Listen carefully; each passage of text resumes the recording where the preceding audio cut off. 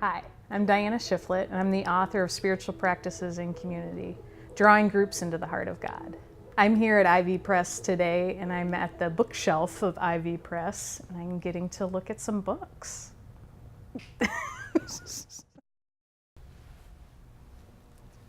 Okay, Sharon Garlough Brown wrote 4 books. Actually, I can see all 4 of them across the way.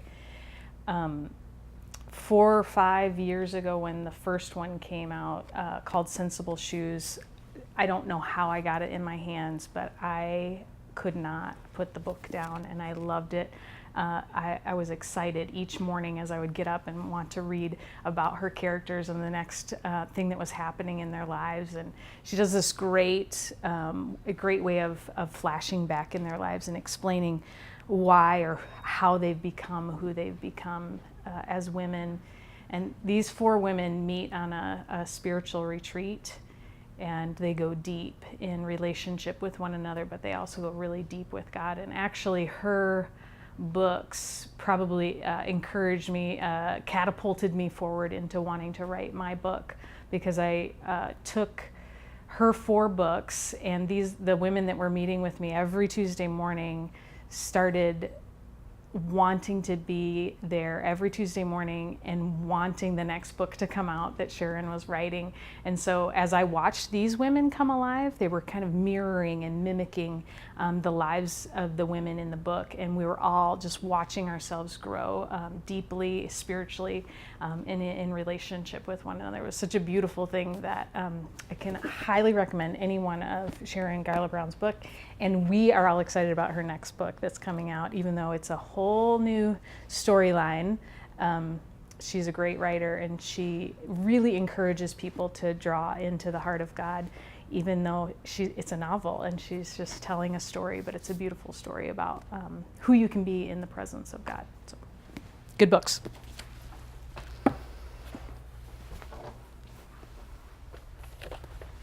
Okay, I hope I don't cry while I tell you about this book. So, already started.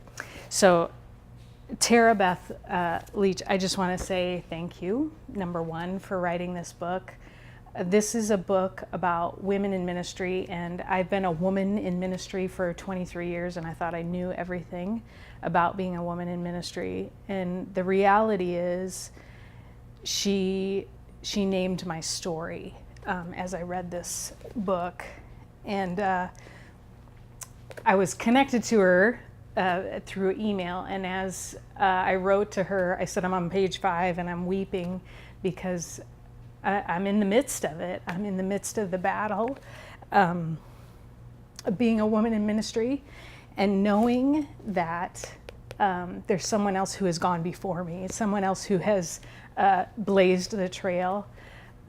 I want to serve God just like any male would want to, and I know that Beth names some things in this book that I don't think men are even aware that they're doing. And actually, just this week, I was looking at some different profiles of what they were looking for. Someone was looking for in a pastor, and it was in the very last part about the pastor that I realized, they don't believe in women in ministry. And so I contacted a friend of mine, and I said, do you think that they would hire a woman for this position? And he said, oh yeah, I think so. I said, well, I got the vibe from the profile that wasn't true. And he said, where do you see that?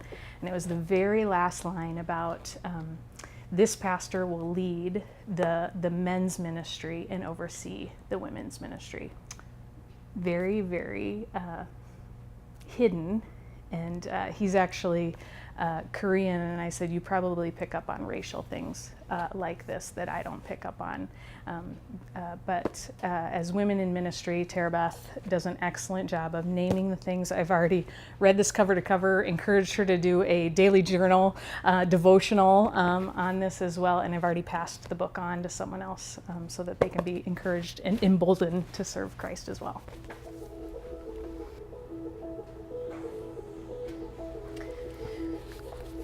So this, Rethinking Incarceration, is also sitting right there for me to read. And my goal is to read it in the next month, because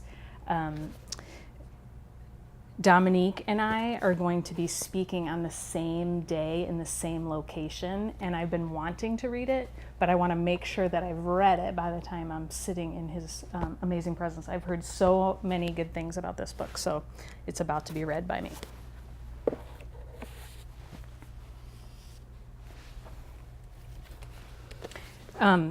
Ruth Haley Barton, again, of course.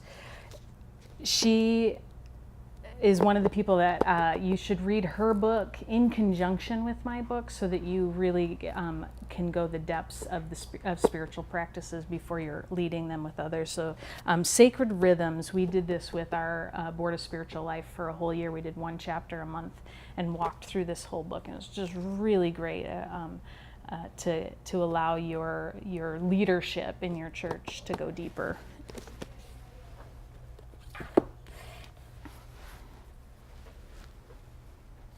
Okay, Canoeing the Mountains.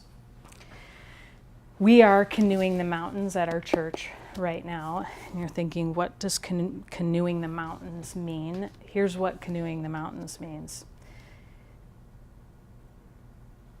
You're journeying in your canoe, and then all of a sudden there are mountains, and you basically have to leave behind everything you've known, all the ways that you've done ministry before, because the terrain is different.